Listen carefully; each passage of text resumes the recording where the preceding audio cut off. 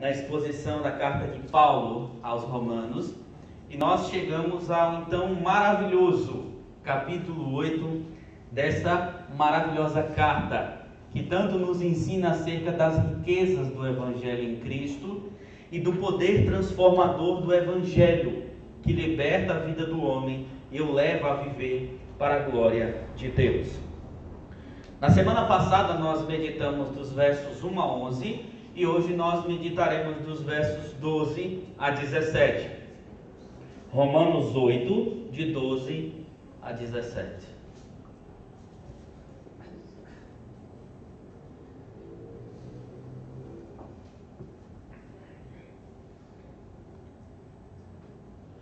Romanos 8, de 12 a 17. Fico feliz quando eu vejo as crianças com a Bíblia na mão e abrindo no lugar certinho, rápido. Isso é muito bom. Louvado seja Deus por isso. Romanos 8, de 12 a 17. Diz assim: Assim, pois, irmãos, somos devedores, não à carne, como se constrangidos a viver segundo a carne. Porque se viverdes segundo a carne, caminhais para a morte. Mas se pelo Espírito mortificardes o feito do corpo, certamente vivereis. Pois todos os que são guiados pelo Espírito de Deus são filhos de Deus. Porque não recebestes o espírito de escravidão para viverdes outra vez atemorizados, mas recebeste o espírito de adoção, baseado no qual clamamos: Abba, Pai. O próprio Espírito testifica com o nosso espírito que somos filhos de Deus. Ora, se somos filhos de Deus, somos também herdeiros, herdeiros de Deus e co-herdeiros com Cristo. Se com Ele sofremos, também com Ele seremos glorificados. Vamos orar mais uma vez, pedir que o Senhor ilumine a nossa mente, direcione o nosso coração, para que possamos entender a sua palavra. Ó Deus,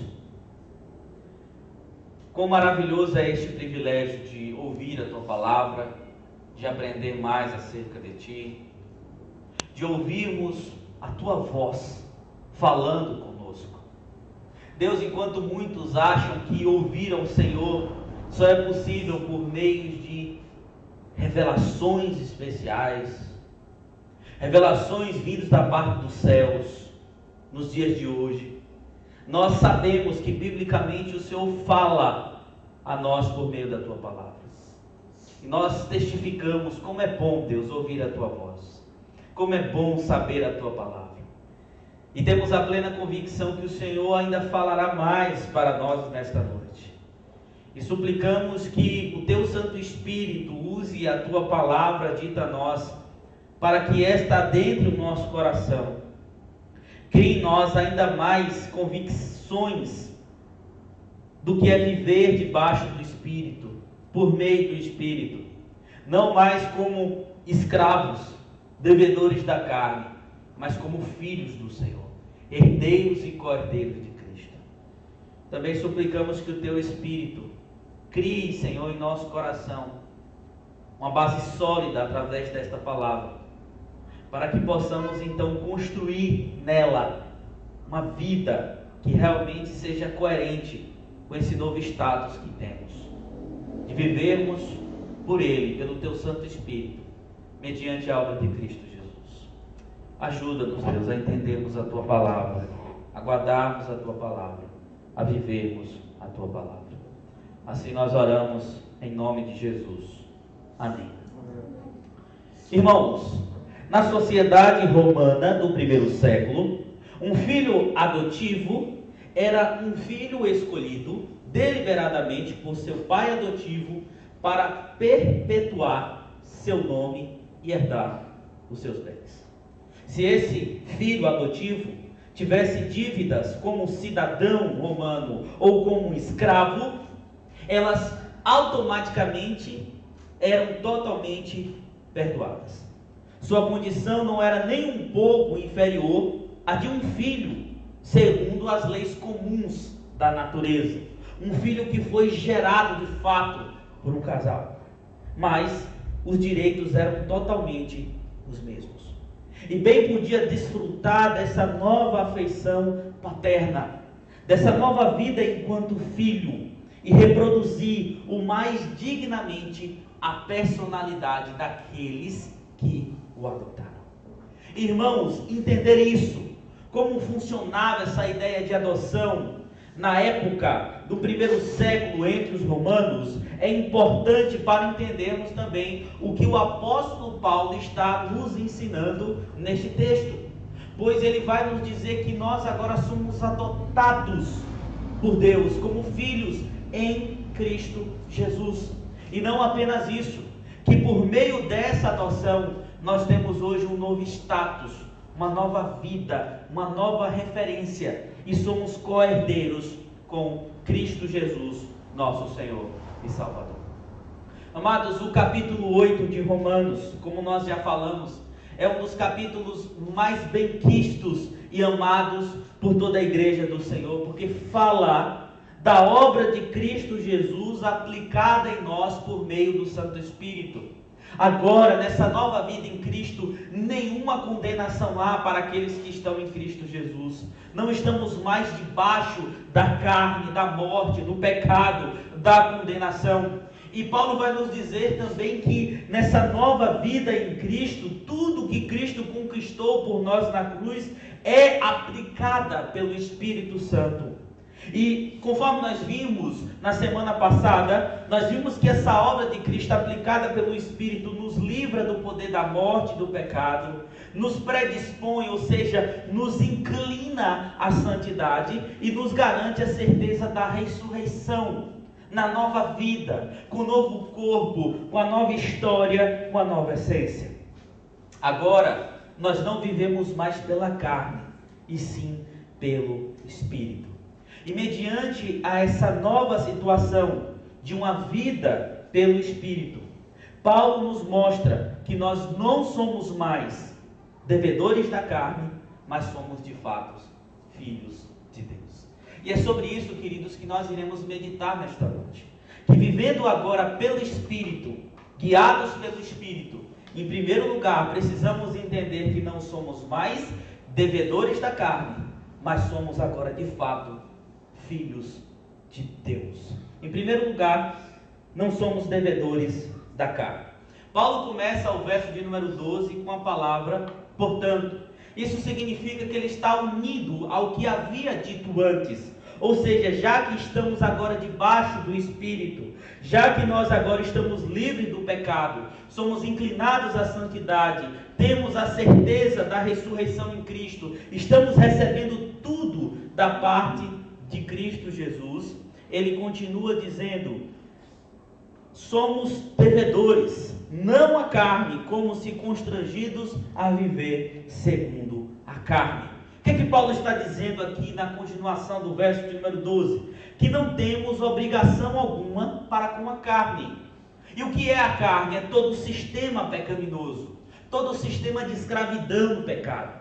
Não temos dívidas para viver sujeitos a ela. Ela não tem o mínimo direito sobre nós. Não lhe devemos absolutamente mais nada. É interessante nós lembrarmos que em Romanos 7, verso de número 5, Paulo disse que quem vive segundo a carne, sendo conduzido pela carne, frutifica só para a morte. Nós vemos também nos versos 14 a 24 do capítulo 7, que Paulo mostra um homem rendido ao pecado, que não conseguia fazer o bem, porque na sua carne não habitava bem nenhum.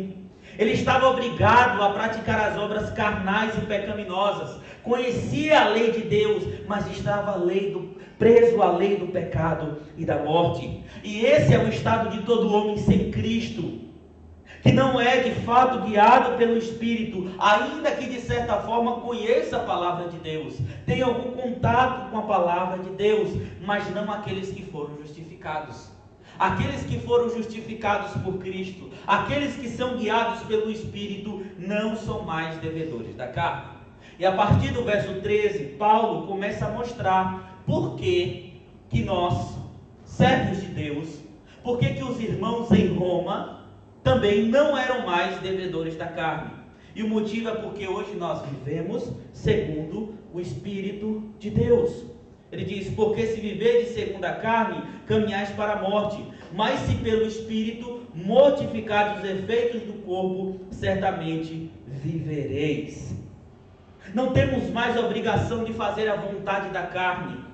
Quem está devendo algo a alguém, está obrigado com aquela pessoa. A gente sabe que é assim. Quando você deve algo a alguém, você está obrigado com ela.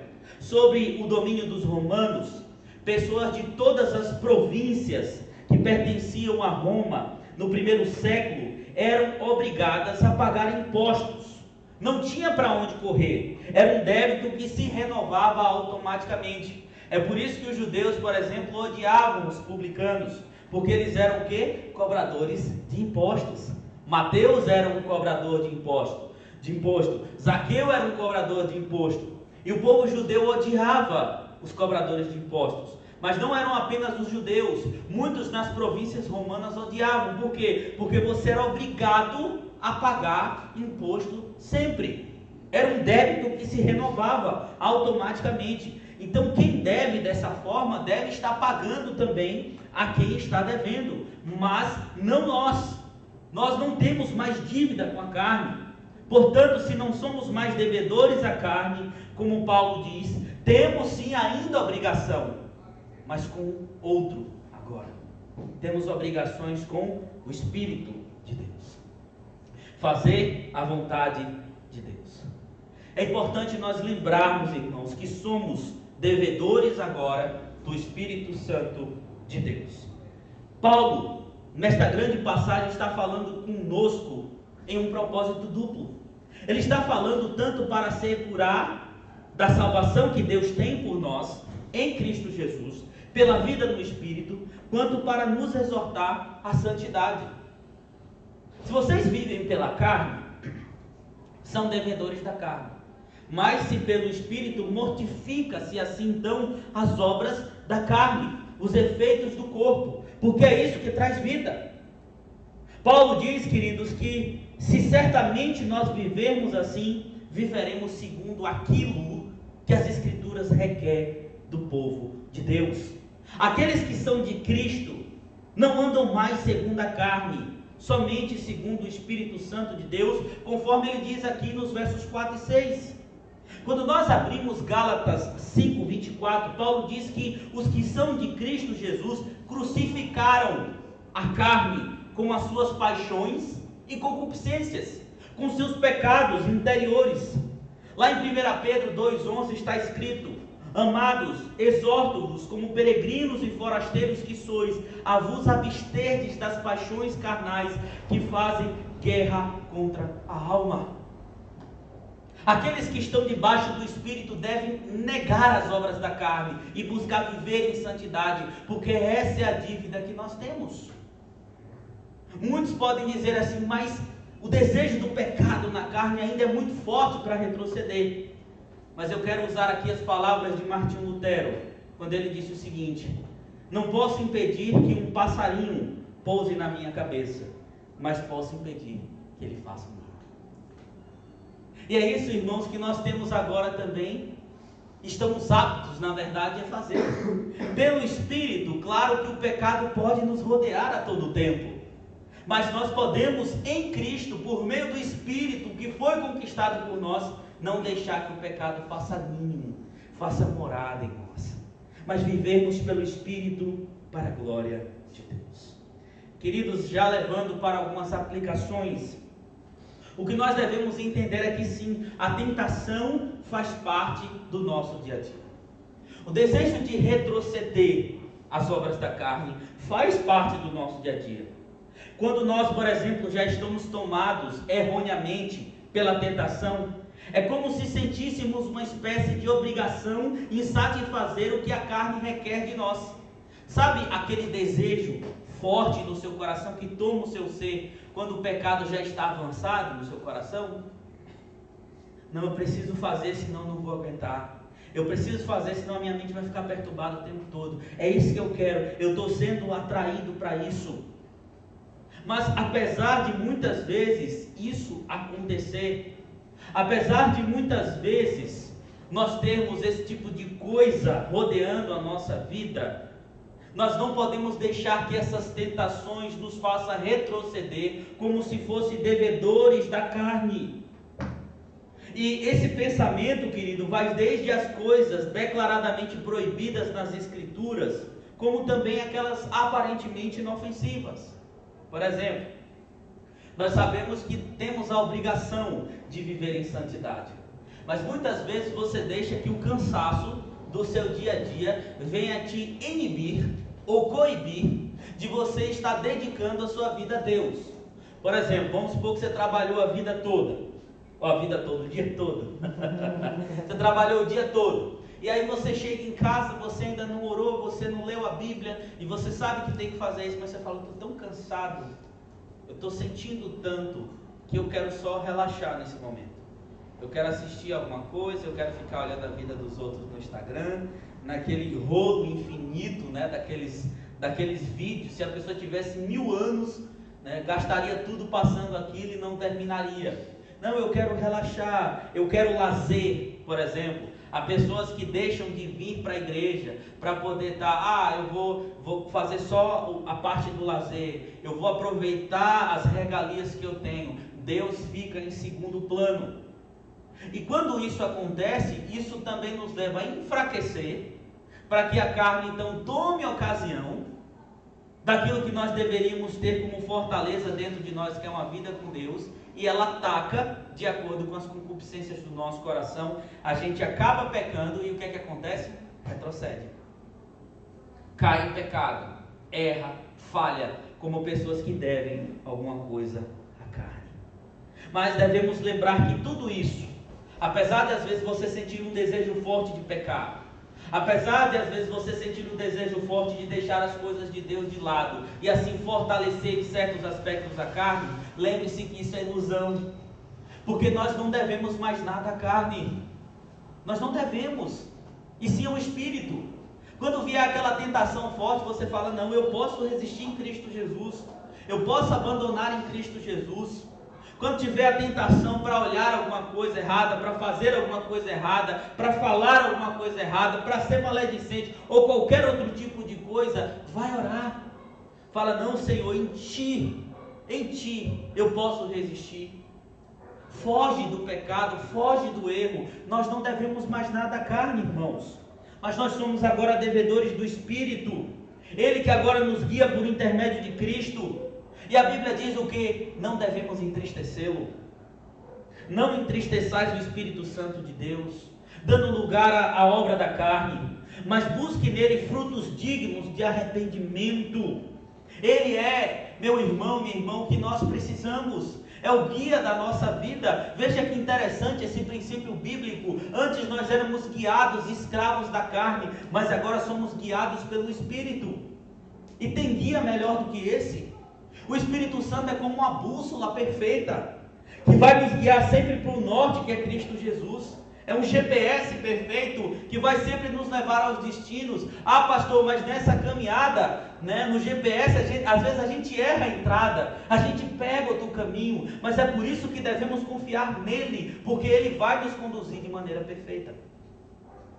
O que precisamos é saber que sim, todo o nosso ser deve ser voltado para a santidade e dependência do Espírito. Só que, irmãos, se não somos mais devedores da carne, se não temos mais dívidas nenhuma com a carne, lembrem-se que nós falamos que quando alguém era adotado, não tinha mais dívidas, todas as suas dívidas eram perdoadas. Qual é o nosso status agora? Não mais devedores. Obviamente, à luz do contexto em que nós lemos, é que temos a certeza que vivendo pelo Espírito, somos agora de fato filhos de Deus. Não devemos mais nada a ninguém, não estamos debaixo da carne, não somos mais filhos do diabo, conforme está escrito em Efésios 2, que aqueles que vivem distantes de Deus, sem serem regenerados, são filhos do diabo. Agora nós somos o quê? Filhos de Deus. Paulo começa o verso 14 dizendo que todos os que são guiados pelo Espírito são filhos de Deus. Todos que estão trilhando o caminho de santidade por intermédio do Espírito Santo são filhos de Deus. E se nós observarmos o que Paulo está dizendo aqui em Romanos, disse no capítulo 8 até agora e dirá também nos capítulos posteriores, nós podemos dizer que somos guiados pelo Espírito, por meio do seu governo. O Espírito de Deus agora em Cristo governa o nosso ser, também por meio da sua correção. É interessante que os carros hoje têm um sistema chamado de controle de tração e estabilidade. Quando você, por exemplo, está numa chuva e o carro ele vai escorregar ali, sair, deslizar, esse controle corrige tudo e te coloca novamente na estrada, para que o carro não rode, não haja acidentes. E é mais ou menos isso que o Espírito faz. Ele nos corrige, ele nos coloca no caminho, ele nos conduz, ele nos faz perseverar em Cristo Jesus. Seja qual for o meio que ele usa, ele faz isso para que possamos viver para a glória de Deus. Nós também somos capacitados pelo Espírito. É o Espírito de Deus que nos capacita para toda boa obra. Ele nos conduz à verdade para a glória de Cristo Jesus. O Espírito Santo não apenas habita em nós e nos capacita a triunfar sobre o pecado, mas também nos toma pela mão, nos dirige, nos impele pelo caminho da obediência. Os que evidenciam que realmente são guiados por esse Espírito, os que de fato mostram que são coordenados por este Espírito, recebem um status de filhos de Deus. E temos aqui, irmãos, algo maravilhoso. Essa é a quinta bênção citada por Paulo aqui no capítulo 8, sobre essa nova vida no Espírito, a adoção. Nós somos adotados por Deus. E nós vemos aqui que o plano de Deus na eternidade não era ter apenas escravos, conquistados, não era apenas ter vassalos, mas ter filhos. É interessante quando olhamos para o Antigo Testamento e lembramos que por muito tempo o povo hebreu viveu como escravo no Egito, e após serem libertos foram chamados de quê? De meus filhos. Deus os chamou de filhos. Deuteronômio 14:1. O pensamento antigo sobre escravidão, irmãos, era muito pesado. Aristóteles, por exemplo, o filósofo, dizia que escravos são ferramentas que falam. E os romanos pegaram esse pensamento e adotaram. Escravo nada mais era do que uma ferramenta viva. Tenha lá a ferramenta inanimada, você usa para fazer qualquer coisa. A única diferença com o escravo é que era uma ferramenta viva. Só servia para isso. Mas Deus não. Deus nos livrou da escravidão do pecado e nos chama de filhos. É por isso que Paulo diz aqui no verso de número 15, que Ele não nos deu o espírito de escravidão para ficarmos atemorizados. É interessante ver como esta fala de Paulo, irmãos, parece remeter ao Êxodo novamente. Vejam, quando o povo saiu do Egito, sentiu medo de Faraó. Quando eles olharam para trás e viram que Faraó estava vindo, após ter libertado eles, o Senhor os libertou com mão forte, quebrou Faraó. Mas quando eles viram Faraó vindo com um exército, o que é que eles sentiram? Medo. Quando passavam por privações e sentiam medos, qual era ali a atitude deles? Retroceder. O que é que eles disseram a Moisés? Espera aí, vocês nos tiraram do Egito para morrer aqui? Para Faraó nos matar aqui? Vocês nos tiraram do Egito para que nós possamos morrer no deserto? Morrer de fome? Passar por tudo isso? E provavelmente Paulo usa essas ideias aqui no livro de Êxodo para nos mostrar que esse espírito de escravidão nos deixa atemorizados, desejo de retroceder. Mas esse não foi o espírito que recebemos, mas recebemos o espírito de adoção. É interessante que essa ideia de adoção, de forma mais clara, é utilizada apenas em 3 lugares nas Escrituras: Efésios 1, Gálatas 4 e Romanos capítulo 8, no texto que nós lemos. Paulo leva o termo aqui adoção de filhos do mundo greco-romano, onde se denota a instituição legal através do qual você pode adotar uma criança e dar a ele todos os direitos e privilégios de um filho natural. O sentido aqui é de ocupar um lugar de fato, é de tornar herdeiro de fato. É como você adota uma criança, de fato você ama essa criança que você adota. Chega um momento, e eu estou dizendo isso não porque eu tenho um filho adotivo, mas por conversar com pais, principalmente cristãos que adotam filhos e já têm filhos naturais. É interessante que quando o tempo passa, você já não olha mais para aquela criança como se de fato fosse uma criança estranha, mas como alguém que você gerou de fato, como alguém que você vai dar tudo de fato, como alguém que você ama a tal ponto de deixar todo o seu legado, toda a sua história, todos os seus bens para essa pessoa também. E foi esse espírito que nós recebemos de Deus, não de escravidão, de medo para querer retroceder, mas de sermos filhos. Espírito esse no qual nós clamamos Abba, Pai.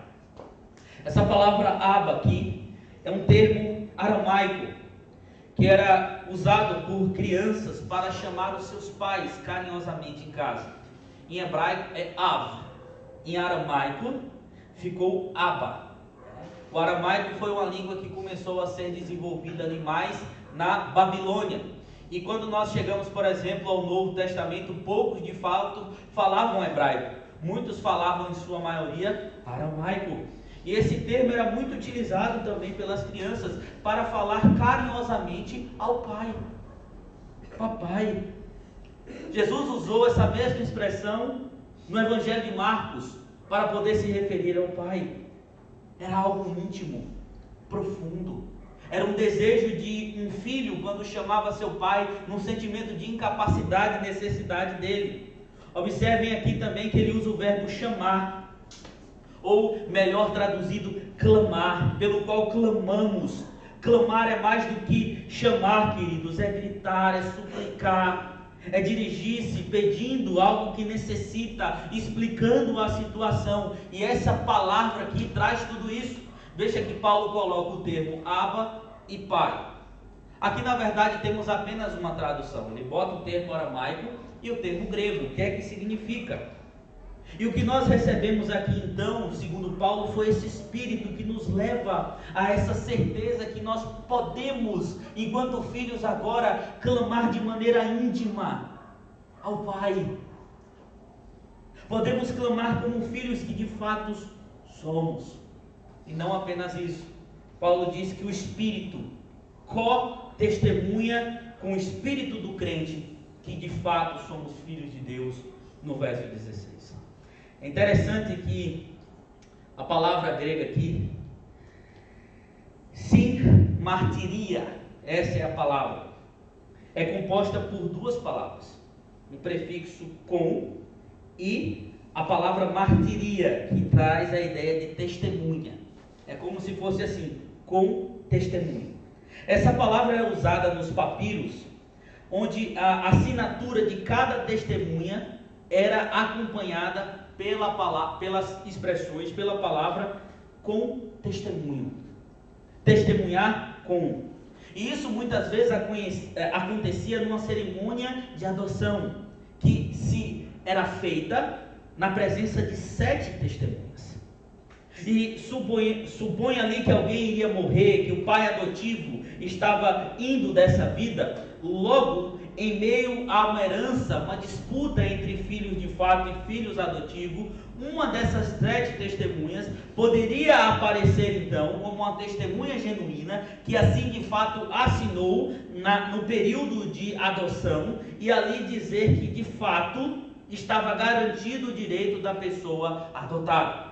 Paulo nos diz aqui que é o próprio Espírito, a testemunha, que co-testemunha com o nosso espírito, que assina que de fato nós somos filhos de Deus. Ele testifica que de fato somos filhos de Deus. Com o testemunho do Espírito nós temos então essa certeza.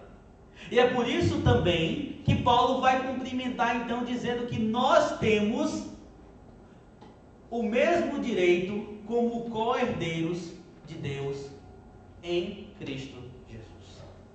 É isso que ele diz aí no verso de número 17, quando ele fala o seguinte: ora, se somos filhos, também somos herdeiros de Deus e co-herdeiros com Cristo. Se com ele sofremos, também com eles seremos glorificados. Por meio da adoção temos o direito conquistado por Cristo de sermos co-herdeiros com ele de tudo que advém da maravilha da paternidade de Deus. Não apenas no futuro, não apenas naquilo que é escatológico, mas também no hoje, no agora, no já e ainda não. Inclusive, irmãos, nas tribulações. Os filhos de Deus também, assim como o Filho Supremo, Cristo Jesus, passam por tribulações. Essas que concorrem para o bem daqueles que amam a Deus, dos filhos de Deus. Paulo diz no verso 17 que assim como o Filho de Deus teve de sofrer antes de entrar na glória, nós, os filhos de Deus por adoção, devemos sofrer com Ele antes de compartilhar também a sua glória. Paulo diz isso em 2 Coríntios capítulo 1, Filipenses capítulo 1. Uma vez que estamos unidos a Cristo, servo do Senhor, desprezado e mais rejeitado entre os homens, conforme está escrito em Isaías 53, podemos esperar que o caminho que nos leva ao nosso glorioso patrimônio também reflete dificuldades e perigos. É isso que Paulo está dizendo no verso de número 17. Somos herdeiros, sim, de Cristo, de Deus em Cristo, co-herdeiros com Cristo, mas também devemos participar dos seus sofrimentos enquanto estamos aqui, do que Ele também viveu, e não apenas pensar no amanhã. E quais as lições que nós tiramos com isso, irmãos? Primeiro, que nem todos são filhos de Deus.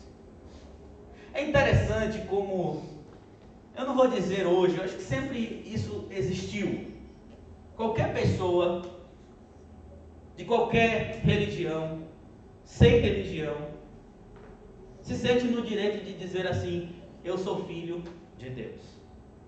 Eu tenho uma pessoa próxima a mim que essa pessoa fala isso com tanta certeza que até eu fico constrangido.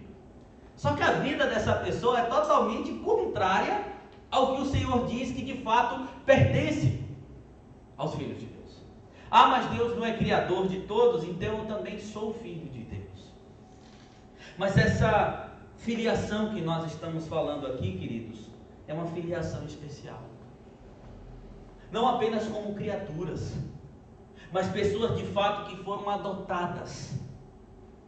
Pessoas que foram justificadas e adotadas. Pensa o seguinte: vamos supor que você é um juiz e você tem ali uma pessoa culpada na sua frente, a pior das pessoas, que cometeu muitos crimes, e você chega diante daquela pessoa e diz o seguinte: você está absolvido de todos os seus erros porque alguém pagou por você. Só que eu não vou apenas te absolver para que você volte para sua casa, agora você é meu filho. Eu vou pegar você, eu vou colocar entre os meus filhos, eu vou pegar você, eu vou te dar de tudo que eu tenho, você vai ser meu herdeiro, você vai levar o meu legado. E foi exatamente isso que o Senhor fez. E é por isso que filhos de Deus de fato são aqueles que vivem em santidade. E quem pode testificar isso? O próprio Jesus Cristo. Porque ele diz lá em Mateus 12: porque qualquer que fizer a vontade de meu Pai Celeste, esse é meu irmão. Jesus é o nosso irmão mais velho. Jesus é o nosso irmão perfeito. Então nem todos são filhos de Deus. Ah não, mas eu vou na igreja tal, então eu sou filho de Deus. Ah não, mas eu tenho essa convicção que Deus é meu Pai, que Deus me dá tudo o que eu quero. Não é suficiente. Filhos de Deus de fato são aqueles que vivem para a glória de Deus. A outra coisa que nós devemos entender é que temos plenos direitos diante de Deus como filhos, direitos que foram conquistados em Cristo Jesus. Quem adota, queridos, dá o direito para ser igual ao filho de sangue, como acontecia na adoção na época dos romanos.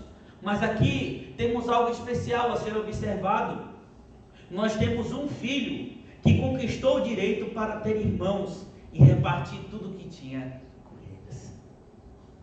É como se alguma das crianças aqui conquistasse tudo para que então diante dos pais pudesse adotar um outro irmão e assim receber as bênçãos do Pai. Jesus conquistou isso para nós, para nos chamar de irmão, para nos inserir na família da fé, e nós devemos louvar e exaltá-lo por isso. Mas devemos entender também que isso não nos dá o direito para sermos interesseiros. Quando a gente fala sobre essa questão de adoção, qual a primeira coisa que vem à mente da maioria? Isso aí agora tem a herança. Sabe por que todo mundo se acha no direito de chamar Deus de Pai? De dizer que de fato é filho de Deus, nesses moldes que Paulo está dizendo? Porque Deus é visto como um empregado. Não, eu sou filho de Deus, eu tenho que ter todas as coisas. E essas todas as coisas geralmente voltam em quê? Bens materiais. Cura, milagres, prodígios. Não, Deus tem que me dar. Uma vez eu cheguei na casa de uma pessoa, ela tinha comprado um sofá novo, mesmo sem poder. E eu falei, nossa, você está bem, né? Comprando um sofá dessa magnitude toda. Sou filha de Deus. Filha de Deus, Ele vai me ajudar, Ele vai me dar. Sempre está voltado para isso. Querem sugar de Deus aquilo que Ele pode dar. É interessante que muitos, quando pensam que vão chegar ao céu, faça uma pesquisa você, vá para crentes de outras denominações, principalmente essas que não pregam a palavra de fato, e pergunte a essas pessoas o que é que elas esperam do céu.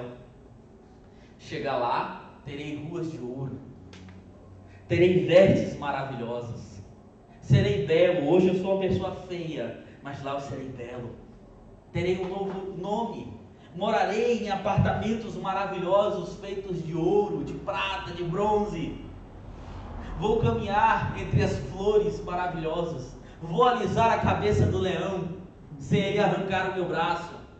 Vou dar cambalhotas pelo céu. As pessoas pensam nisso, irmãos. Mas é porque a visão é interesseira. A visão é totalmente voltada para o eu, para o homem, para satisfazer as necessidades egoístas. E essa filiação não nos dá o direito de sermos interesseiros. É por isso que Paulo fala que se de fato somos filhos de Deus, devemos compartilhar inclusive dos sofrimentos de Cristo Jesus. Como é que os cristãos, os apóstolos do primeiro século, mostraram que de fato eram filhos de Deus, irmãos de Cristo Jesus, o nosso Senhor e Salvador? Porque eles abdicaram dessa vida terrena para viver para a glória de Deus. Eles sofreram, foram mortos. O único que não foi morto foi João. Provavelmente morreu de mortes naturais, mas outros foram decapitados. A tradição diz que Pedro foi crucificado de cabeça para baixo. Não há uma comprovação clara sobre isso, é apenas uma tradição, mas certamente Pedro foi morto pelo Império Romano. Paulo foi decapitado. Muitos foram jogados em baldes de água quente, empalados, sofreram, morreram. Cristãos abdicavam da própria vida para serem jogados no Coliseu, devorados. Mães com crianças de colo sendo devorados, para que as pessoas estivessem na plateia rindo e se regozijando no sangue dos mártires. Esses de fato mostraram que eram filhos de Deus, porque participaram do sofrimento de Jesus Cristo. E nós não devemos ser como esses que criticamos, interesseiros, mas saber que também nós devemos participar dos sofrimentos de Cristo Jesus, nos regozijar nele, porque os filhos de Deus certamente passarão por sofrimento. Mas o que traz esperança a nós? É que agora nós somos filhos e ninguém arranca de nós esse status. Ainda que passemos por tribulação, somos filhos. Há uma certeza, tudo foi conquistado em Cristo, e é nisso que nós devemos repousar. Portanto, irmãos, já encerrando, falamos sobre adoção. O Senhor nos adotou em Cristo Jesus, por intermédio do Santo Espírito. O Espírito aplica essa adoção em nós. Não somos mais devedores da carne, mas somos filhos de Deus. E como filhos de Deus, nós temos a obrigação também na nova vida. de coparticiparmos de tudo que Cristo é e fez por nós, tendo a certeza de que tudo que Cristo tem também como Filho, nós agora temos também diante de nosso Deus e Pai. Que Deus nos abençoe, irmãos, e que possamos nos alegrar nessa palavra, nos regozijar nessa palavra para a glória de Deus. E é por isso que nós vamos